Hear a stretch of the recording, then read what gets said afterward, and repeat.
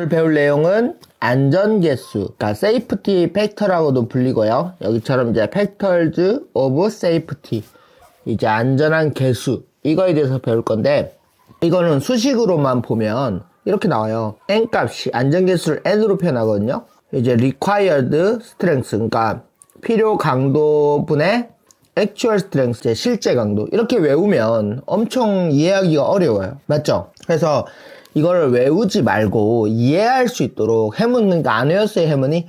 근데 이해해서 알아낼 수 있어요. 그거를 좀 설명해 드릴 거예요. 예를 들어서 한번 봅시다. 만약에 이 교각 있죠, 다리나 빌딩 이런 거 있죠, 이런 것들을 지을 때는 돈이 어마어마하게 들기 때문에 우리가 이제 소비자 입장에서도 지을 때 좀 싸게 지었으면 좋겠죠. 예를 들어 100억이라고 짓는다 하면 비용이, 그러면 90억에 지어준다고 하면 10억을 아끼잖아. 그러니까 짓고 싶잖아요. 근데 이제 건축자 입장에서는 이게 싸게 할수록 어때요? 자재를 안전하게 못 만들죠. 이해돼요? 그러다가 부실 공사가 되면 어떻게 돼요?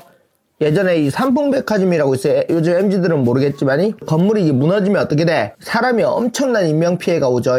그렇기 때문에 이런 딜레마가 있어요. 그러니까 돈이랑, 이게 기업 이윤이거든요. 맞죠? 돈이 많이 아껴야 되잖아요. 그 다음에 양심이죠, 양심. 그 다음에 안전, 세이프티.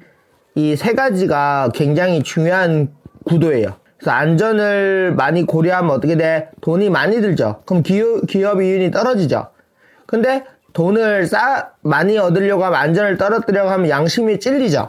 그래서 이게 공학윤리라는 개념이거든요, 설계에서는. 이 개념이 막 싸우고 있어요. 그러니까 다른 말로 하면 간단하게 설명해 줄게, 이거에 대해서. 이런 게 중요한 개념이라는 거, 공학윤리 잘 배우세요. 알겠죠, 학생들? 자, 그러면은 어떻게 이게 안전계수라는 거, 그럼 뭐냐 이게? 그러면은 봐봐, 이 차량이 교각을 지으면은 차량이 하루에 몇 대 이렇게 지나갈 거 아니에요? 그러면 평균 100대라고 합시다. 평균 100대. 100대가 이렇게 지나간다 합시다. 이 자동차가 하루에. 그러면은 평균 100대만 지나가도록 그 안전하게만 설계하면 될까요? 안 되겠죠. 왜 그래요? 오전이랑 오후에 출퇴근 시간에 러시아워가 있잖아요. 그때는 100대가 아니라 뭐야? 한 150대에서 200대도 서 있을 수 있잖아, 차가. 그렇기 때문에 이런 부분이 문제가 되기 때문에 이 정도 또 150대에서 200대만 하면 안 되겠죠. 혹시 모르잖아요. 그 200대가 엄청 덤프 트럭일 수 있잖아. 그래서 총 원래 100대 지나가는데 평균에서 이 정도만 고려하면 되는데 한 400대까지 견딜 수 있도록 설계하는 거예요. 그게 안전계수 몇 배 고려한 거냐면 4배 고려한 겁니다. 다른 말로 하면, 자, 요약해 줄게. 10,000뉴턴을 지지할 수 있도록 하면 되거든요, 이 교각을. 근데 40,000뉴턴까지 버틸 수 있도록 이렇게 설계를 했어. 두껍게 만들었어. 안전하게. 그럼 안전계수 몇? 4라는 뜻입니다. 오케이? 생명하고 연관된 걸수록 안전계수가 높습니다. 오늘 이 안전계수에 대해서 완벽하게 이해해 봅시다.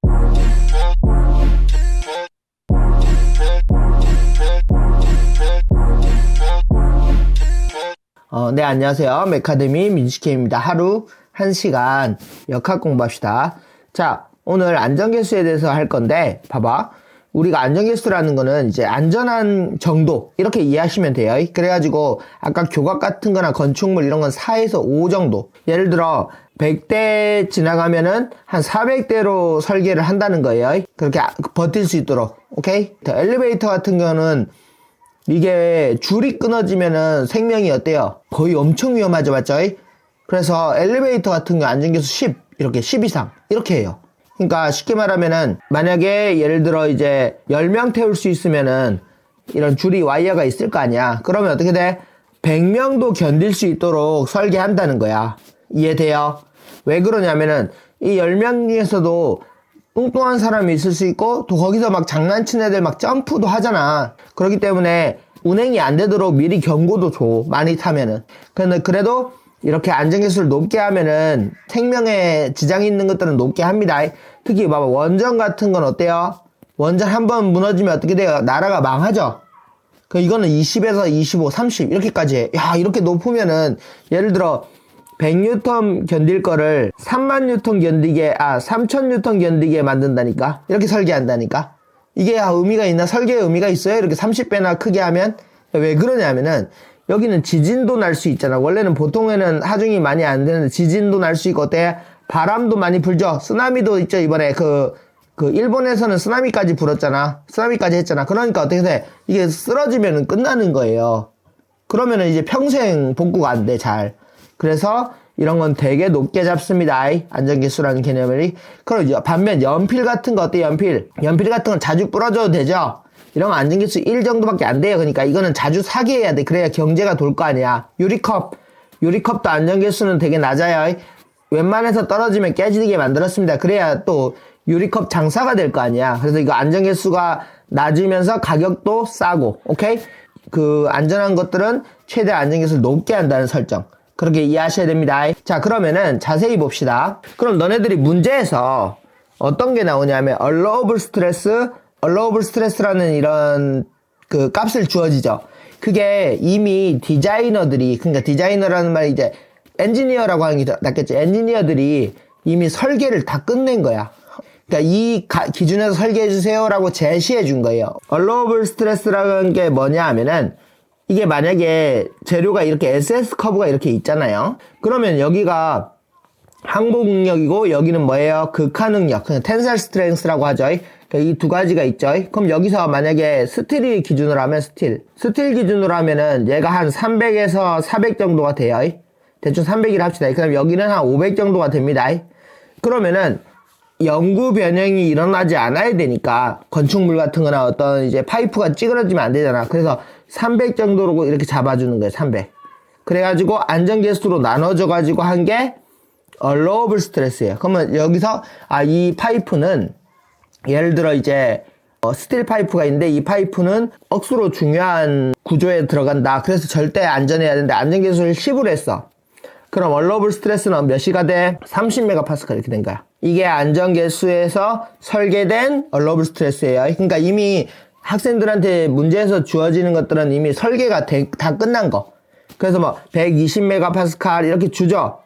allowable stress가. 그건 뭐냐면은 재료가 뭔지는 모르지만 이거는 넘어서면 안 됩니다. 이렇게 이미 디자이너, 이제 엔지니어들이 설계해가지고 우리들한테 준 거예요. 이해돼요? 안전계수가 포함된 응력이에요. 그럼 여기다가 안전계수만 곱하면 뭐가 돼? 실제 SS 커브에 나오는 이 항복 응력이 나오겠죠. 이해되죠?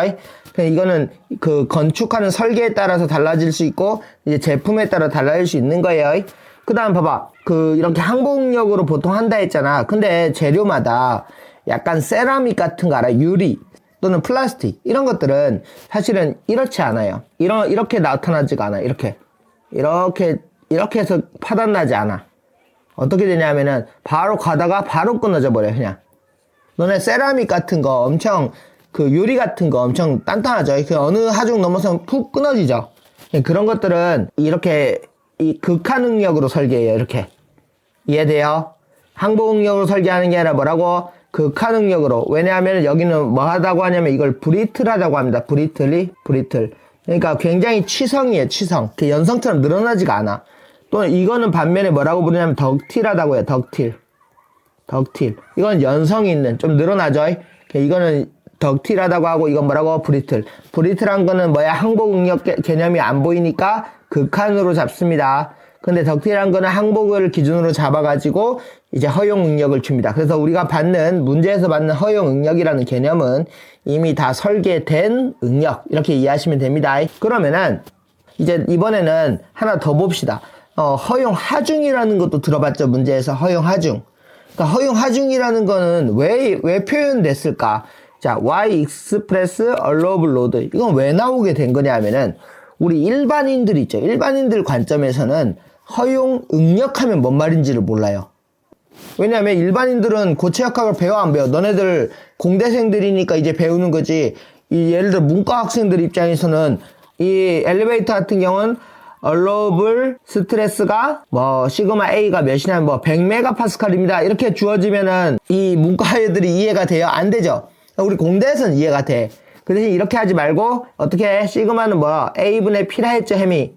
그럼 이 면적, 이 와이어면 와이어가 이제 끊어지지 않아야 되잖아. 이 와이어에 이 면적이 있을 거 아니야, 와이어. 그냥 와이어 면적을 여기 곱해줘. 여기로 넘겨가지고, 그럼 이게 allow잖아. 그럼 이게 allow load가 되는 거예요. 여기 와이어의 면적을 먼저 곱해줘가지고 하중으로 바꿔주는 거예요. 그렇게 하면은 문과 학생들도 조금 이해가 돼. 왠지 알아? 이렇게 하면은 뉴턴으로 나오죠, 뉴턴. 이게 너네들 엘리베이터 보면 이런 거 나와 있는 거 본 적 있어요? 이게 여기 보면은 1350kg이고 인원은 뭐 20명 이렇게 나와 있네. 이해돼요? 이렇게 하면은 이제 문과든 공대가 아닌 사람도 이해하기 쉽죠? 그래서 허용 하중으로 주는 거예요. 이렇게 허용 하중. 또 허용 하중으로 주는 것뿐만이 아니라 이 킬로그램 하면 학생 사람들 이해하기 쉽죠.